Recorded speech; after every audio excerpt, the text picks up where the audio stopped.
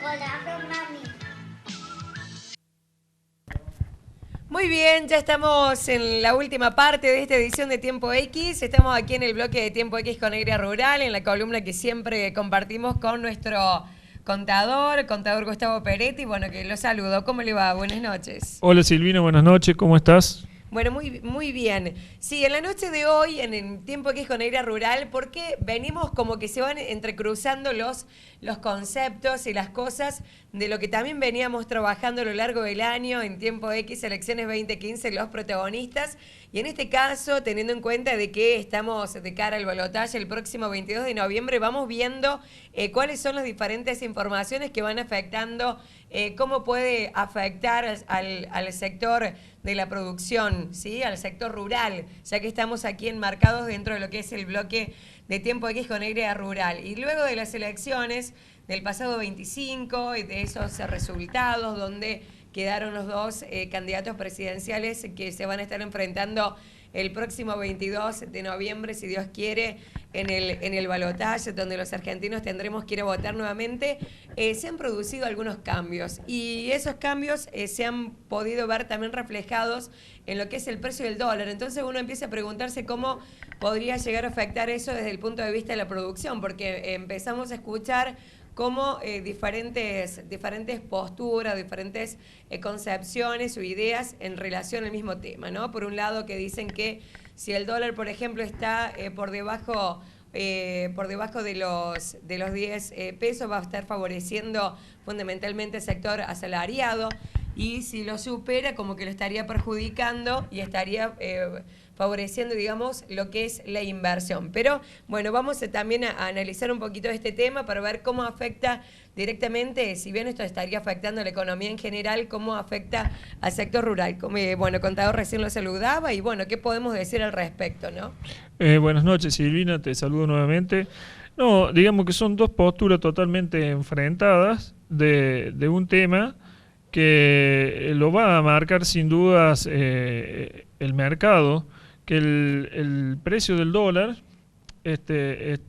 se define por la existencia de la divisa en reservas y por la cantidad de dinero que circula, ¿no es cierto?, sobre la base monetaria. Cuando el precio de un bien en un mercado está por debajo de su precio de equilibrio, siempre va a haber una demanda que supera la oferta. Y eso es lo que está pasando hoy en día. Hay un exceso de demanda de divisas por parte de la gente, porque la gente ya presume que el tipo de cambio va a ser mayor al tipo de cambio que existe hoy en la economía. Entonces, digamos que la gente, previendo eso, va demandando mayor cantidad de dólares, sobre todo el dólar ahorro, y eso es lo que hace que también baje el precio del blue, que se debería estacionar a un precio que se está hablando intermedio entre lo que es el blue y lo que es el tipo de cambio oficial. Respecto de si el precio del dólar bajo favorece o no al sector asalariado y si el alto al sector productivo, es todo muy relativo, porque va a depender de cómo se envuelvan las variables económicas.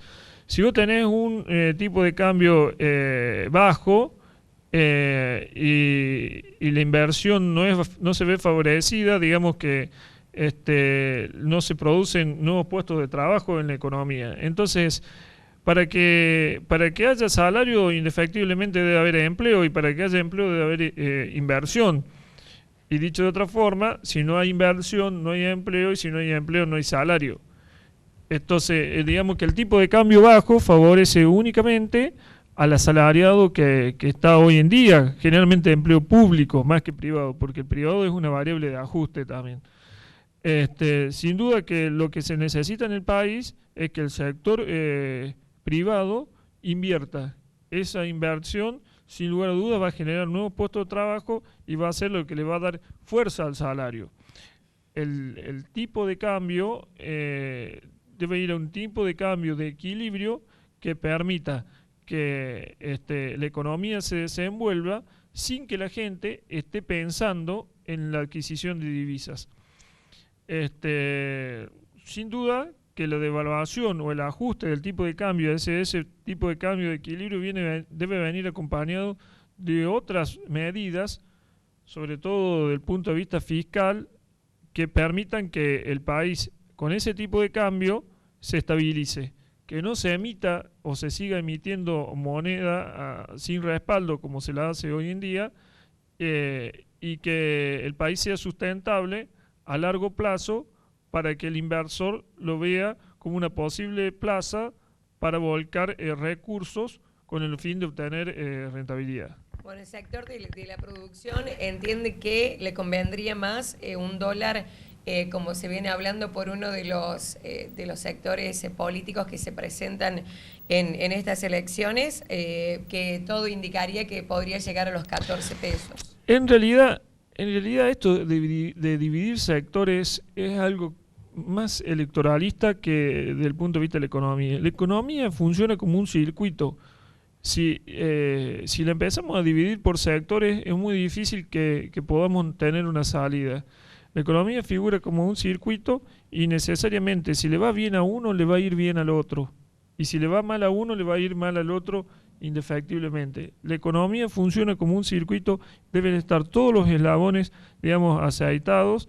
Y te repito, si uno tiene un tipo de cambio bajo, que teóricamente beneficiaría al sector asalariado, pero en la economía no se genera inversión, no se genera empleo, y la variable de ajuste, ¿cuál va a ser? El desempleo. Claro. Entonces, y habiendo desempleo, no hay salario también. O se vuelca todo al sector público, el sector privado queda, digamos, sin fuerza para dinamizar la economía. Bueno, en estos días se han notado algunos cambios en cuanto a lo que ha sido una baja en el precio del dólar blue, ¿sí? Ya como para ir cerrando esta nota, tiene que ver justamente con estas expectativas que hay de cambio, ¿no?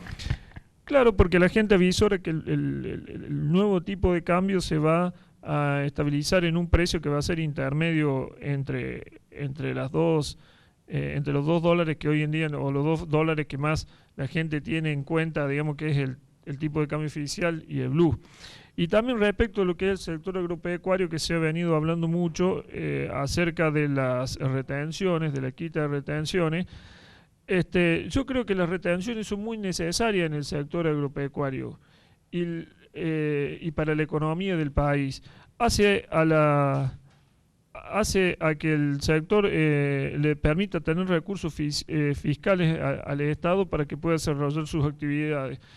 Me parece a mí que digamos que la economía debe venir, y para mejorar el sector agropecuario desde el punto de vista del tipo de cambio, más que de una quita de retenciones. Fíjate vos que en el año 2003 hasta el año 2007 las retenciones estuvieron siempre en el orden del 35% y el sector agropecuario estaba bien y le permitía al Estado crecer. Nada más que después el tipo de cambio se fue quedando atrasado y es lo que le generó el problema al Estado argentino. Pero las retenciones son una fuente de recursos muy amplia, y si le quitamos las retenciones y tenemos que ajustar otro tipo de variables como es la parte de del impuesto a las ganancias y quitarle recursos al Estado, entonces es muy difícil. Yo creo que el sector agropecuario se va a beneficiar más con un tipo de cambio más alto que con una quita de retenciones. Con una retención del 35%, pero con un tipo de cambio que le permite desarrollar sus actividades, es mejor que pedir digamos, una quita de retenciones. Lo que sí, después debemos estabilizar la economía y aumentar la productividad del país. Muchísimas gracias, Gustavo. Gracias a vos, Silvina.